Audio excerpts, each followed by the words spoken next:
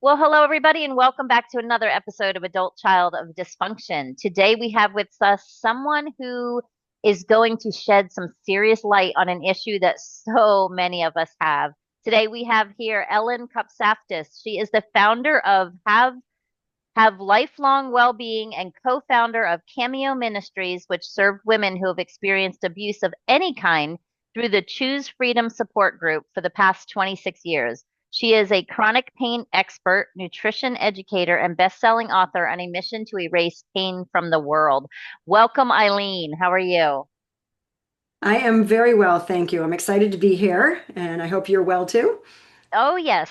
Yeah, absolutely. And it's saying my internet connection is unstable, so that's not a very good sign, but hopefully it'll hold out for us and we'll be able to have this chat. That's a bold statement and a really big mission to erase pain from the world. I need a really big eraser. Yes. Yeah, absolutely. And it's funny because I'm kind of on I saw something that you did a couple years ago, actually, I watched this morning and I kept thinking, yeah, that's my game, that's my jam, that's what I'm trying to tell people. This theory of I turn 40 and I start to ache, or this happens and that happens, and I go on this medicine because I'm 40 blows my mind. I actually was at my primary care on Tuesday, and he said, I have over 300 patients. And of my 300 patients under 60, there is only 21 that are not on medicines or have some chronic illness. And he said, congratulations, you're one of the 21.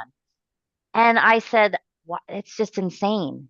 hmm hmm And I work at a restaurant. I walk 15,000 steps a day. And I don't want to ever be that person that says, well, I'm just old. That's why it hurts. So talk about how you got into this big mission of yours. Yes. As a child, I just had this thing about wanting to get people out of pain, whether it's physical, whether it's emotional, whether I kind of want to hug everybody and just tell them it's going to be okay. And I do have a history. My childhood was less than stellar. There was a lot of violence. There was alcohol abuse. There was a lot of stuff that went on, drug abuse, that kind of thing. So there's a reason I lead that support group because I do have that history. However, I've been able to become completely free of all of that, to completely let go of anything that's ever happened to me. So much so that I'm at the point where I can literally tell women in the support group when we're sitting there that I'm actually thankful for everything that happened to me because it is why I am who I am. And I kind of joke and say, if I had some perfect life, I'd be some, I don't know, empty-headed little twit that wouldn't be able to relate to anybody. So, not that I'm saying people who haven't experienced abuse are empty-headed twits. I hope that didn't come out wrong. No, it did not. But I can relate, and I know how they feel. I've felt the same way, but I found a way out of it. So I think that's important because I've always been very empathetic, and I think empathy is different than sympathy. I Oh, think absolutely. sympathy doesn't serve anybody, you know, but empathy, putting yourself in their shoes, understanding how they feel, that's different than feeling sorry for people. And so I've just always been this way. It's kind of like in my DNA. It's my raison d'etre. And I took 3 years of French, but I'm not real good at that one. And and so I just, yeah, it's who God made me. And so I just love helping people. I would do it for free if I didn't want to live out of my car. So, and I do have a lot of free stuff out there, and I know you're going to share links and things, but I've got tons of free stuff out there. I never want resources or limited resources to stop someone from getting the help that they need. So, and fortunately, there's enough people who can pay me so that I can help those who can't. So it Right. all works. It all works out. So when I was really little, I wanted to be a doctor. And then when I got older, I realized I really wasn't in love with the medical model. I didn't really want to just have people medically manipulate those blood biomarkers. In other words, let's just not medically address issues in the body going after the cause of the problem. Right. Yeah. Like an antihypertensive, a blood pressure medication is not addressing why the blood pressure is high. It's just manipulating the circulation to lower the pressure. But It's the reason the blood pressure is high is still there. And those people are still having events. And I'm not saying this to not are not eliminating people having heart attacks and strokes and dying. People are dying with great blood work. Their Yeah, doctor tells them, you look great, keep doing what you're doing, but everything is medication manipulated.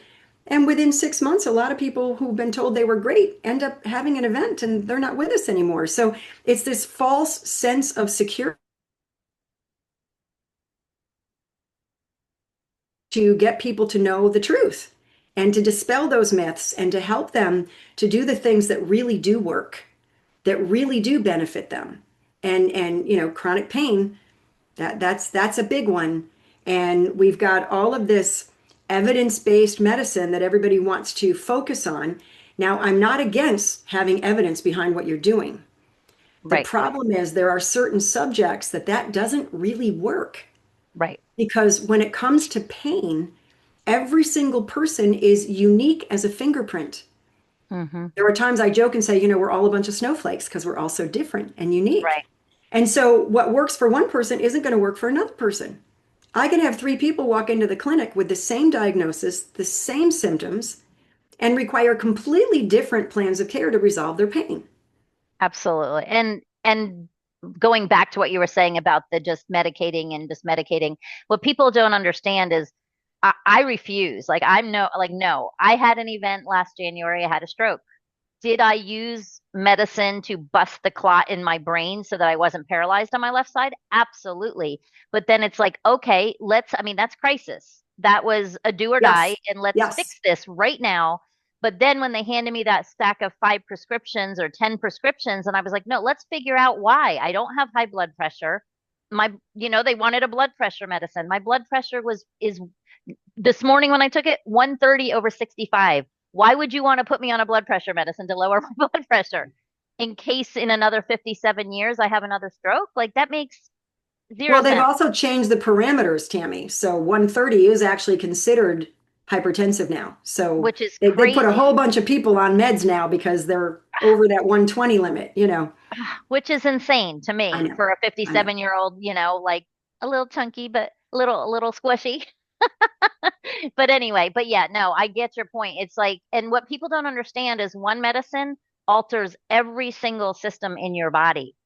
So Yes. then it's like I Yes. do an AO biofrequency scan, and the people that come to me that are on like 9 different medicines, I'm like, I don't know how accurate this is going to be because it's not your body system. It's like you said, completely manipulated.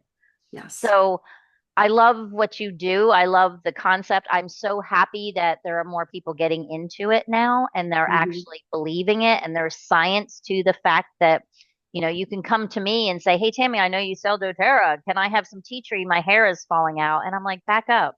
Let's find out Yeah. why your hair is falling out. Yes. Yes. Let's look at the cause. Let's Well, look at that's the why I wrote cause. my book, Pain Culprits, because so many people, when they have chronic pain issues, they keep beating up the body part that's in pain. But the body part that's in pain is rarely the culprit. It's usually the victim. Right. And so, when I wrote that book, I want people to understand the connection, how everything's connected to everything else. And hopefully we'll have the chance to touch on the whole emotional history of trauma, Yes, we behind will. that. I'll be quiet for a Yeah. minute. But to just talk, general physiology of the human body, so many people don't understand how everything's connected. And if you go to seek help, and whoever you seek, whether it's, and I am a physical therapist, and they're going to see you as a knee walks through the door, they're going to be really limited at how much they can help you, because the knee is a simple hinge joint. It does have some other components to it, a little lateral, but for the most part, it's like a door. It's on a hinge, and it only bends one way. And it's counting on the hip above and the ankle below to function correctly so that it's not getting trashed whenever you use it. So Right. you can beat up that knee till the cows come home. You can exercise it, stretch it, heat it, ice it, inject it, surgically manipulate it. But if the reason is because the ankle is not functioning right, with every step you take, that knee is going to get punched in the nose. Hmm. And so until you address the ankle, the knee is not going to resolve. Or And sometimes, people, oh, sorry, go ahead. or the hip, Right. right? And then there's the low back. I tell people a lot of the times, I've actually got on my YouTube channel, I've got a video that says, ignore the low back to fix it. And they're like, what? The low back, and this is something everybody needs to know this. So thank you so much for having me on here because I want your audience to know this. And hopefully they'll be my megaphone because that's where the eraser gets bigger. Got other people sharing this stuff, right? Right. So the low back, its job, and I won't glaze people's eyes over with anatomy, but the way those vertebrae stack, its strength is bending forward and backward. That is the strength of the lumbar spine, the low back. Now, it does do a little bit of side bending and it does a tiny bit of rotation, but very little. So, I mean, if I turn this much, that's 90 degrees of rotation. The lumbar spine only rotates about 7 to 13 degrees, which is very little. So, many, many years ago, don't twist, don't turn, don't rotate when you exercise because somebody got a hold of one of the joint anatomy books and realized, oh, it doesn't rotate. That's why people are hurting their back. No, that's completely inaccurate. We need to rotate. You got to turn your body to get out of a car. I mean, you got to turn your body to get into bed. You got to be able to turn your body. We're designed to rotate. The issue is the rotation is supposed to happen above the low back and below the low back. So if somebody's in their car and they turn to back up their car in the driveway and they have neck pain or back pain, guess what? It's the trunk more often than not. Or it could be the hips. If they're standing and they're in the kitchen and they turn, oh, my back. Well, guess what? It's the hip. One of your hips isn't rotating right, or both. So you have to be seen as a whole person in order to resolve pain issues. Right. You can't And be isolated as a body part. you have to be violently aware of what's happening. Like I know when I broke my foot, all of a sudden I was like, oh, my hip.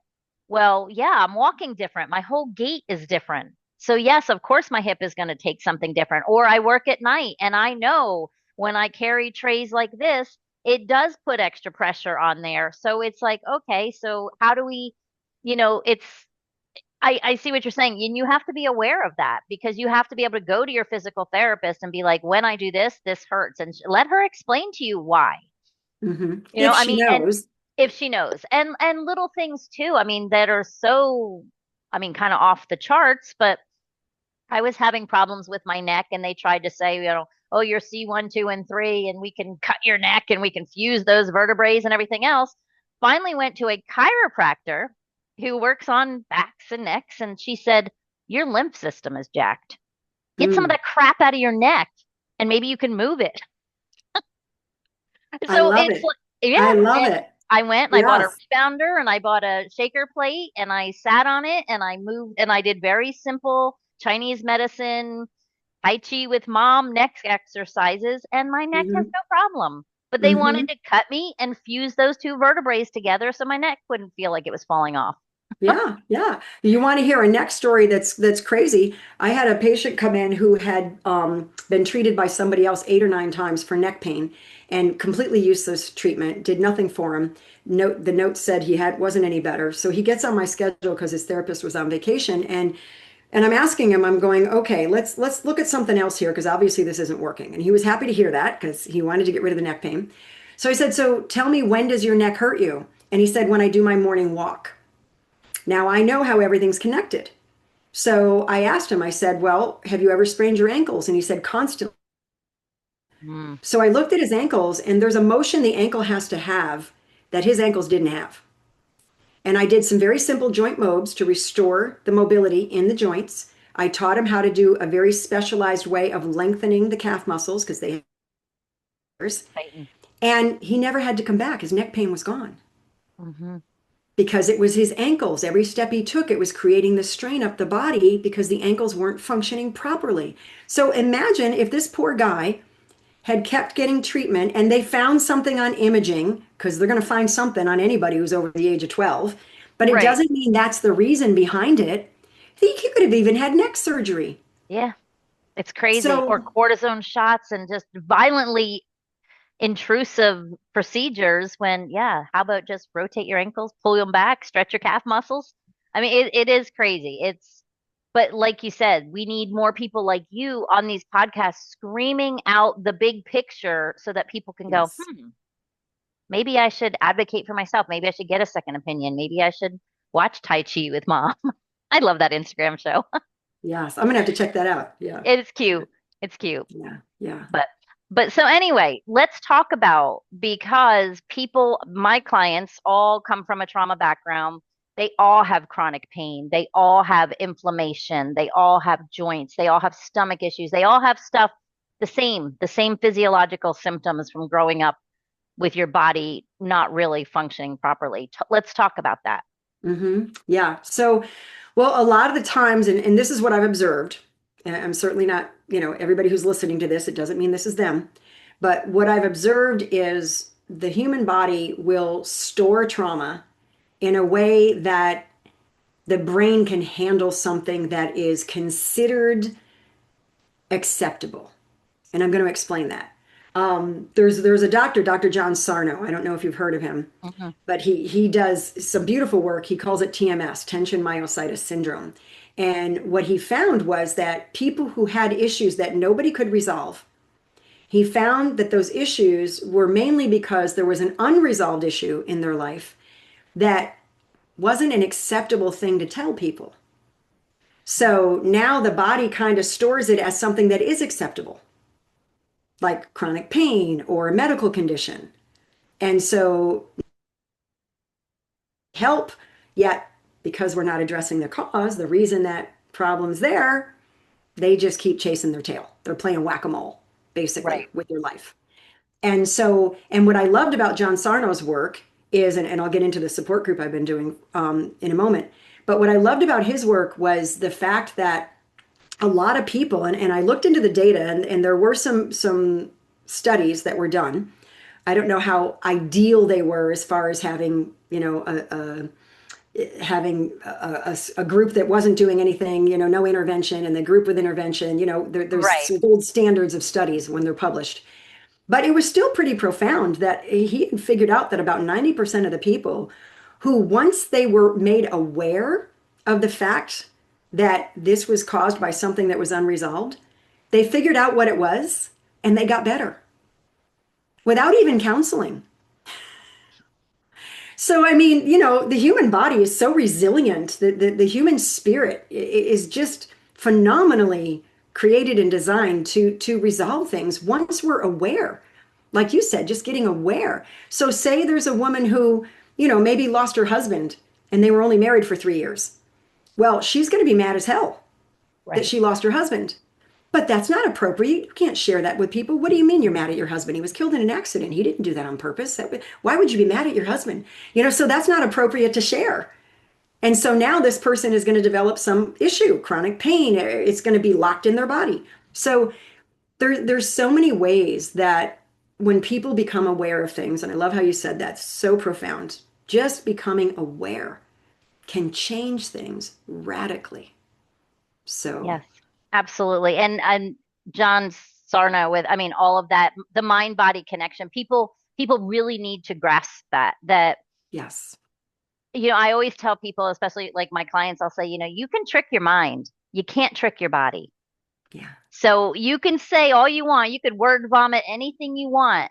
But then when you sit and feel it in your body, if you are not telling what your mind truly believes is true in your subconscious, which is 98% of how we run our world, you're going to feel it in your body. You're going to feel a gut Mm. punch or a twinge or your neck is going to talk. I mean, I just like watching people when they lie, and their shoulders just, I'm like, you just lied. And they're like, what? And I'm like, because your body doesn't lie. It got tense. It knew it was getting ready to tell a untruth. So it's just funny, but that it's so, you're right. And I mean, I grew up kind of sounds very similar. I had two alcoholic parents. My mother was a drug addict. I mean, the whole thing, thinking it was funny to pimp me out to her drug dealers, that kind of thing. Um, a lot of it stored in my body. So, but when I was 18 and I was vomiting blood and had bleeding ulcers, no doctor ever said, "Well, what's your home life like? What has Mm. the last 2 decades been like for you? What kind of stress? What kind of things?" Nobody ever said that. And it wasn't until I started journaling and writing and being able to get some of the ick out of my body that my stomach started feeling better. I never had to go, they were going to do they did all kinds of scopes and blah, blah, blah. And I never had to have surgery. I never had to do any of that. Just had to Mm. get rid of the pain in my body. Yes. So, mm, Yes. Yeah. And it stores there. And this is what I mean, this truly, there is science behind this.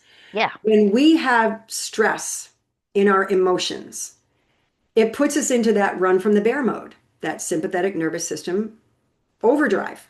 So we're constantly getting these cortisol squirts, which is the stress hormone. We're having all this stuff happen in our body on a chemical level, which impacts our muscle tension, our Mm, ability to move, our, clench the jaw. I mean, mm, there's just so much that the body will respond to that chemical cascade. And it's because emotionally we're running from a bear right. and we don't know we're running. Right. And the parasympathetic, which is the heal and repair mechanism, can't work at the same time. Right. One is a brake, one is a gas pedal. If you're in a car and you put your feet on both pedals, you're not going anywhere. So, they don't both work at the same time. So it's so important for people to know that we want to get them out of the run from the bear mode and into the heal and repair mode. And there are some strategies they can do that can help Mm, physiologically how the body's designed. hmm. There's breath work. I mean, if you take 6 10-second breaths per minute, that will get your vagal tone happy. And there's a lot of science behind it. I don't want people's eyes to glaze over, but and I'm sure I'm preaching to the choir. You know all this stuff. Right, right, right. But I want people to know because when I'm working with people in a pain setting, and I'm putting my hands on them if they happen to be in the clinic, but I do a lot of online work with people as well because I've learned things to teach them that don't need my hands on them. But when I am, when people are in trauma or they have history of trauma, their body stiffens when somebody's hands go on them. Hmm. They're not happy about somebody's hands on them because they've been abused. Especially if a woman, if you're going to, try to fix a sacral torsion and they've been sexually abused, their body automatically doesn't want that touch. No. So there's a lot of things that you need to be aware of to know. So I rem there was one instructor, and I always say I'm not all that brilliant. I'm just really gifted at finding brilliant people and learning what they know. And there was this one really brilliant person that I learned some myofascial work, craniosacral work, and I'll never forget what she said. She said, "Don't tell people to relax. It's the worst thing you can do because as soon as you tell them to relax, they tense They tense. because people don't know how to relax." She said, and she's talking in a clinic setting, tell them to breathe. Everybody knows how to breathe. So when I work with people, I say, okay, I want you to take a nice deep breath in. I want you to exhale completely. And when they do that, their body just automatically goes into a state of relaxation. And now I Yep. can work with them and I can help them. So there's so many things how the body's set up. Improving vagal tone, you can improve vagal tone by splashing cold water on your face. Hmm. You can Yeah. laugh. You're You can humming. hum. People, I was just Yeah. gonna say, people always laugh at me at work because they're like, "Why are you humming?" I'm like, "I don't know, it's just good for me." I'm like, I just like Yeah. to hum, Yeah. You can you hum. know? You can sing. Now, I can't really sing. It's not my gift. I have a lot of them. That Mine ain't one of either. them. I'm a hummer. If I'm in my car, I'll sing. My husband's funny. He tells me, "No, you sound fine." And I'm like, well, I have to help him tune his guitar. So I think he doesn't quite hear me. So, Yeah, no, there are so many things of just the nervous system. And that's what I work with I work with my clients a lot on. I just had a new client yesterday and she said, "Oh, I've been to therapy for how many years?" And I said, "You can do all of the talk therapy you want. That's great. But if it's still in your body, you're still reacting from that. Like that is going to be the issue." And just even just a couple, deep breaths and just little things. She's like, "Wow, I feel lighter." Of course yes. you do. Of course you Yes. do. And when you feel lighter and you're not tense, you're not doing more damage to your body. I mean, and your chronic pain will go away. So talk about some little tips and tricks you have for people because, like I said, a lot of people have chronic pain. I Hmm. mean, they Hmm. just do. What are some Right. suggestions you might Right. have for them? Right. And I think it's important for us to, I don't know, separate out, but not really separate out, but sort of combine. Sometimes the chronic pain is because there's a body part that's just not functioning right, and it might have nothing to do with past trauma or emotion. Right. So we want to make sure that people aren't thinking, oh, until I unload everything that I've dealt with in my past, I can't get out of pain. That's not necessarily true. Right. So I want to make sure people know this. So the human body, as I said, everything's connected. So there are some very simple movements that people can start to incorporate on a regular basis that I've had people report to me has really helped them to resolve sometimes some pretty serious pain, like a muscle strain or something like that. So um, my training is really about making sure the whole body's moving and making sure the body is moving in three planes of motion. Most often, when we move the body, it's just one plane, especially when we go to the gym. We do a lot of garbage in the gym that has nothing to do with human function and really sets us up for tendonitis, tendinopathy, tendinosis. I've worked with a lot of people who went to the gym every day who had tendonitis and all kinds of problems because they're isolating muscles and they're using machines and all of this. So we have a body, let's use the body for movement. We don't really need all the equipment. We don't need all that stuff. Just body weight can be enough. Yes, you can add some hand weights if you're really concerned about bone density and all those things.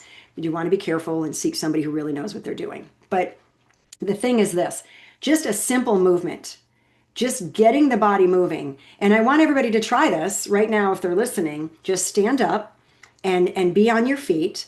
And we're going to do a three-plane, what I call a hip matrix. It's very simple. You're just going to bring your hips forward and back. And you're going to do that just kind of like rocking. Now, I tell people sometimes people have pain when they do either one of those motions. So, say bringing the hips forward creates pain. They might get some pulling on their low back because if they're used to doing a lot of sitting, or if they're in that curl up mode to protect themselves, those muscles don't want to get longer. They don't want to allow you to lean back and bring your hips forward. They're going to yank on your spine. They're not going to be happy about it. So what I tell people, it's kind of like, if a drawer gets stuck and you push it all the way in to get it on track to pull it out. Mm-hmm. So if you do the opposite motion, that can really help your body to release that tension because the muscle starts to get this fluid fill effect, this kind of pumping action, because motion is lotion.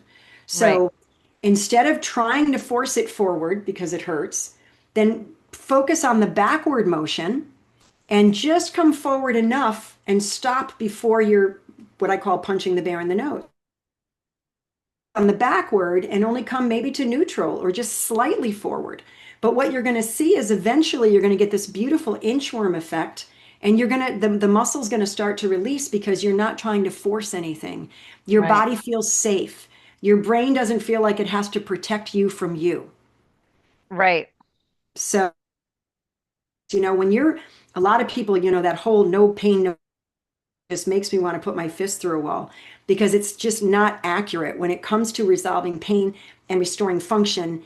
Pain is a warning sign. It's also going to put your brain into a protective mode and you're going to train in dysfunction, but you're not going to know it.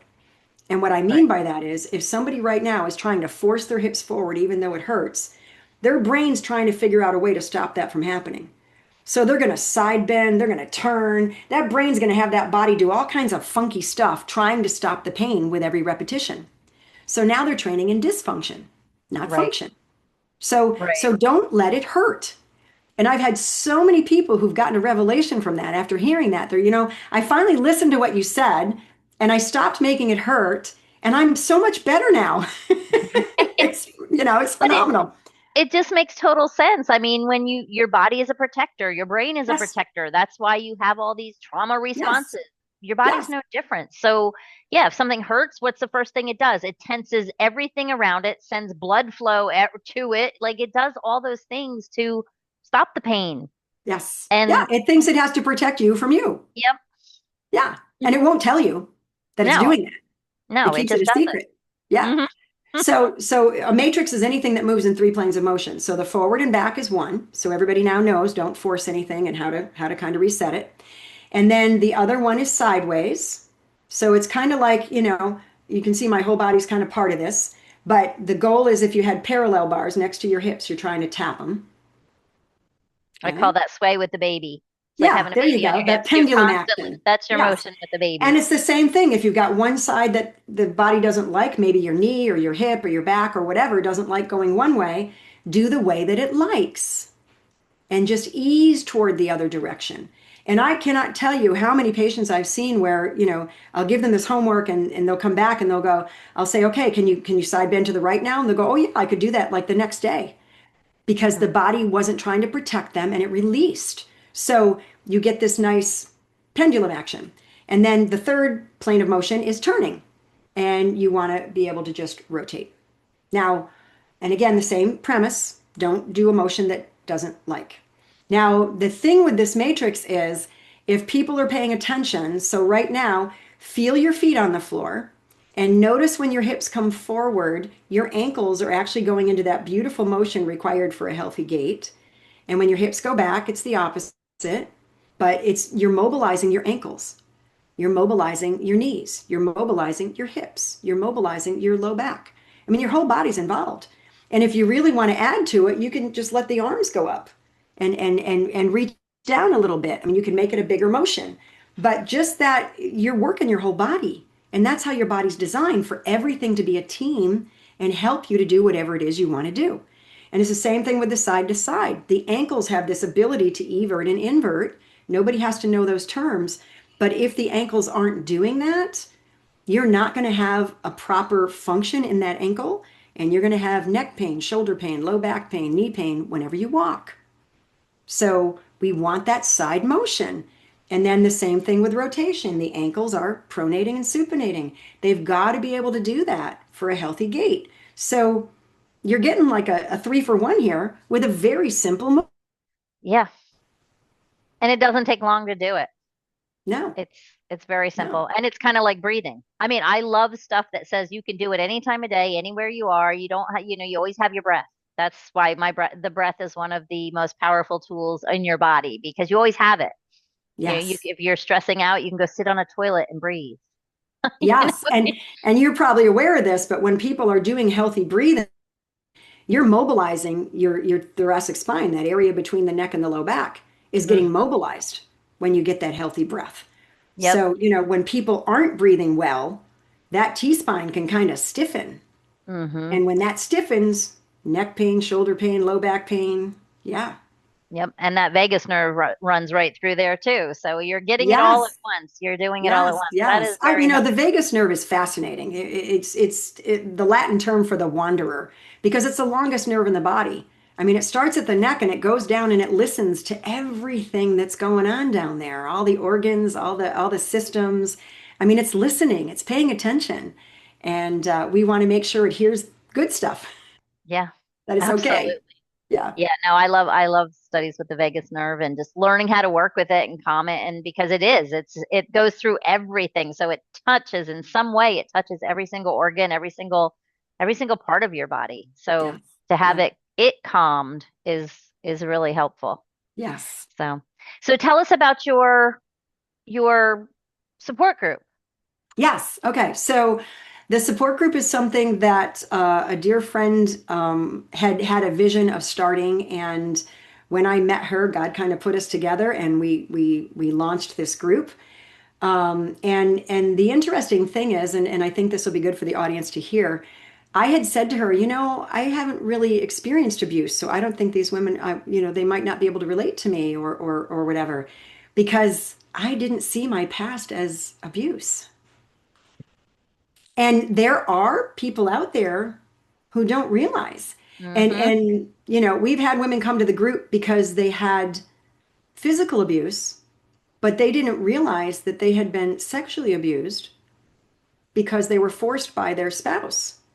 And they're like, well, we're married. That's not rape. I go, yes, it is. If you said no and he's chasing you around the house, attacking you, that's rape. That's Yeah. abuse. So we're not like, seeking out, looking for, it's not a witch hunt. But it's getting people, again, to be made aware of the fact that, because like I said, I was completely unaware that I had a history of abuse. Kind of interesting. So it's what I love about the group, and I will be completely transparent. It is a faith-based group. It is God-centered, and what I have seen, it's kind of like a 14-week program. We do have a workbook that we use. The main source that we use is scripture. But what I've seen in this group, when these women are supported, I think, the secret sauce of this group is the support, the feeling understood. Hmm. They know how I feel. Yeah. I'm not alone. And when these women share their stories, which we do like week 8, because by then they've connected, they've developed a really good trust in the group and they're ready. It's it's phenomenal because they hear, oh my gosh, yeah, she went through that. I know what that's like. I and nobody gives anybody advice. It's not a counseling group. It's and we even tell them, we warn them. I go, I don't want you giving anybody advice because you could say the completely wrong thing and hurt them like crazy. So what you're going to do is you're going to say, I've experienced that myself and this is what I've learned, or this is what I found worked for Yes. me.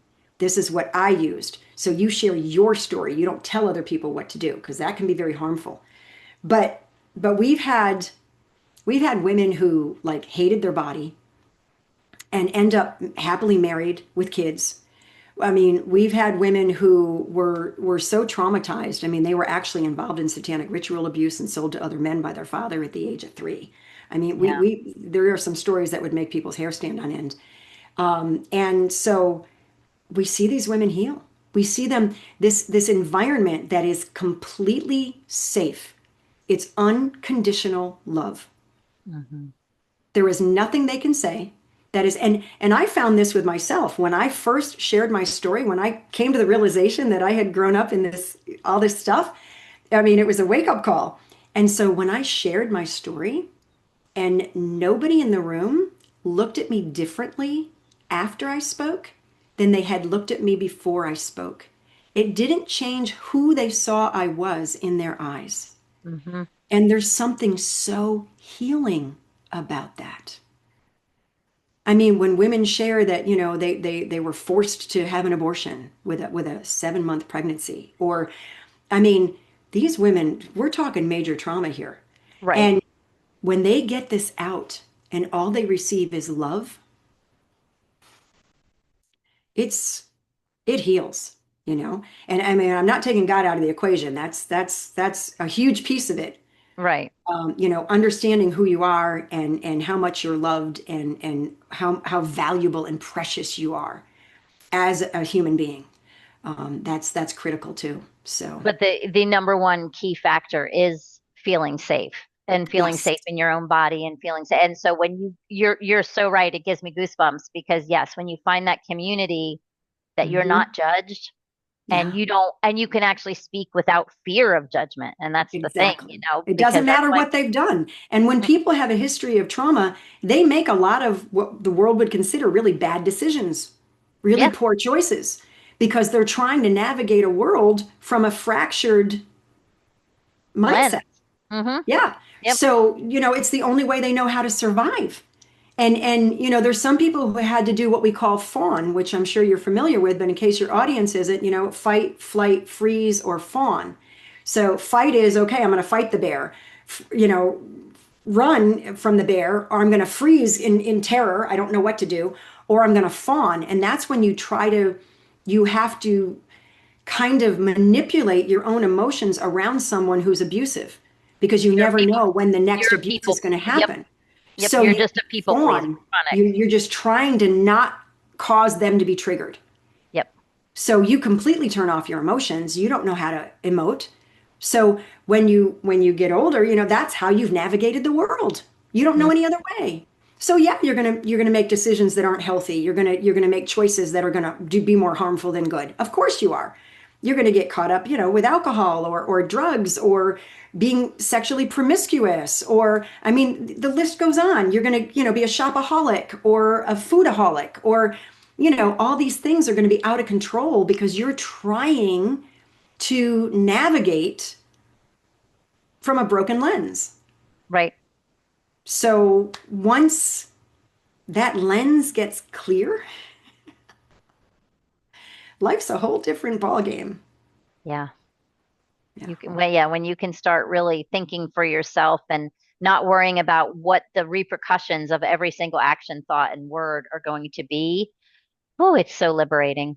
So Yes. liberating. Yes. Yes.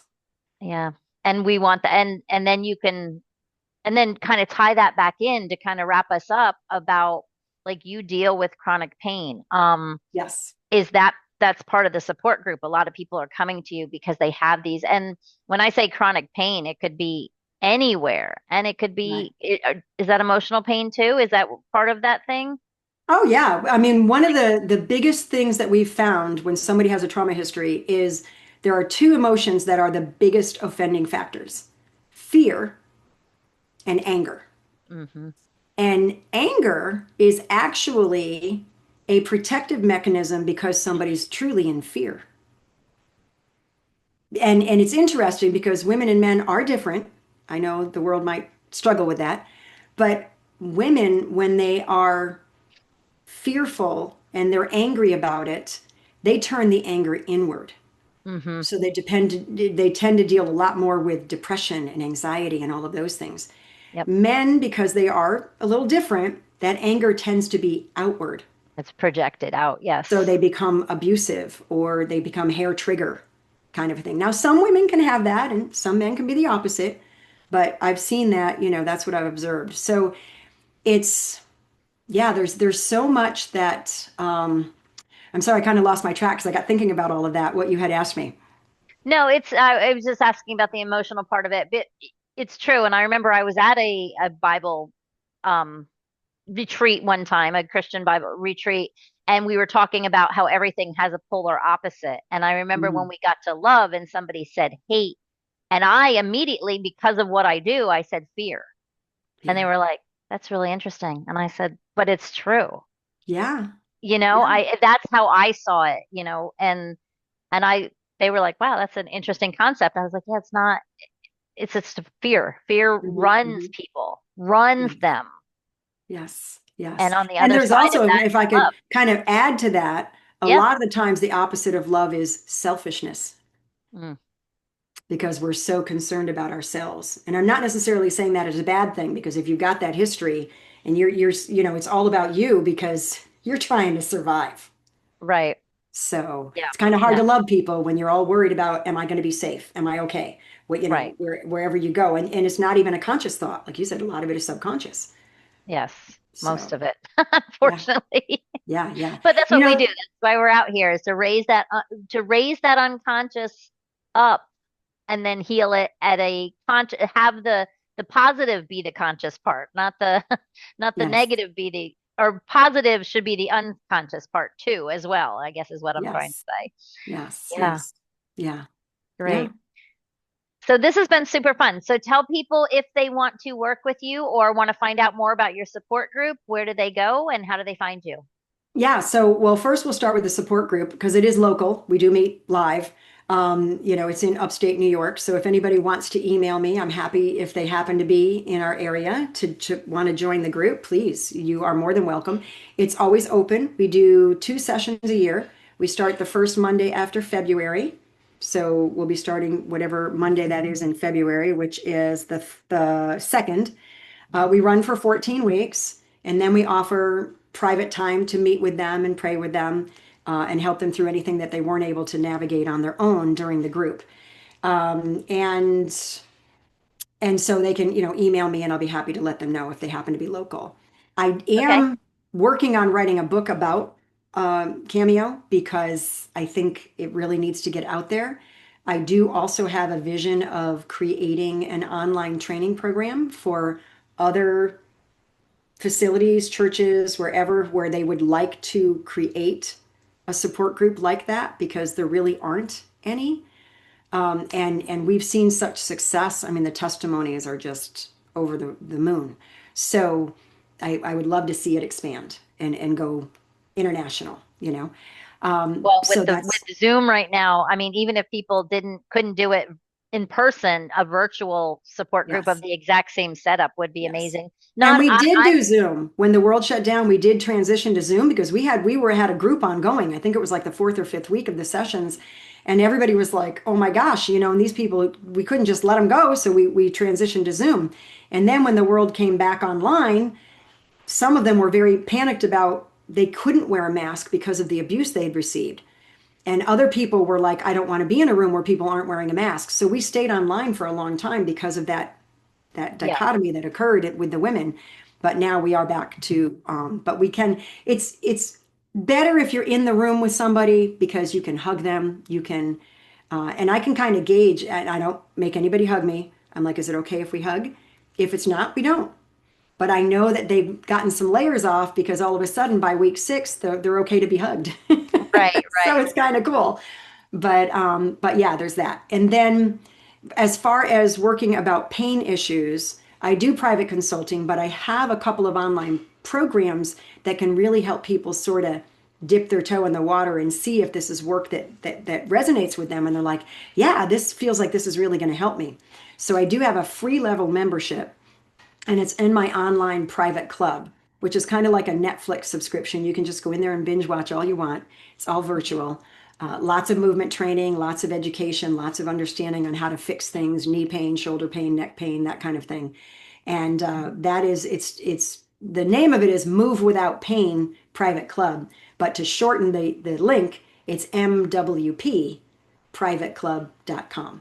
And Okay. there's a short video, it's like 20 minutes, where people can learn, they can assess their body in 3 planes, they can figure out what's going on, what's not working right, what is working right. They can kind of get a handle on things a little bit better than if they go to somebody that sees them as a body part that walks Right. through the door. And then there's an initial training that introduces them to the 3 plane training. And I've had a lot of people that have fixed pain just from that free class. Wow. So it can be pretty powerful. And then of course there is a paid level if they so choose. Right. Sounds great. Sounds so good. Thank you so much, Eileen. I've learned a lot, and I hope everybody out there listening has, I'm sure. If nothing else, you got some tips. You got the 3 movements, and start small though. Remember, guys, start small, baby steps. Don't Yes. force anything. If it's not in alignment and it doesn't feel right, don't do it. Yes, yes. Listen to We your instincts. listen to You your know, gut. I women, mean, they're so used to denying their instincts because of past trauma. Listen to your instincts. They are mhm. there for a reason. Yes, we are all knowing. We just don't know it, and we shut it down. And that's Hmm. usually because we've been told not to listen to them. So, Hmm. yes, listen to them. And again, Eileen, thank you so much. Before you go, give your our listeners a big, broad words of wisdom, piece of advice from you. Okay. No pressure. No pressure. I love this though. I swear I'm going to take all 250 of them and make a book out of it because Yeah. I do Oh, this on that's every great. episode. Oh, I love it. I love it. So I'm feeling the most important thing to state right now is the fact that we are designed and created to live life with joy and love and be at peace. And when we have a history that's the opposite of that, we don't know that truth. And yes, no matter what someone's experienced, they can come out of that. They can heal from that. And you know, God, if I'm allowed to say that, God wants them healed. Mm-hmm. He wants them Absolutely. whole. He wants them well. He wants them walking in joy and peace and love. And there's a lot of misunderstandings about that whole topic. But I can say, 26 years, I've seen it. We're meant to live life with joy.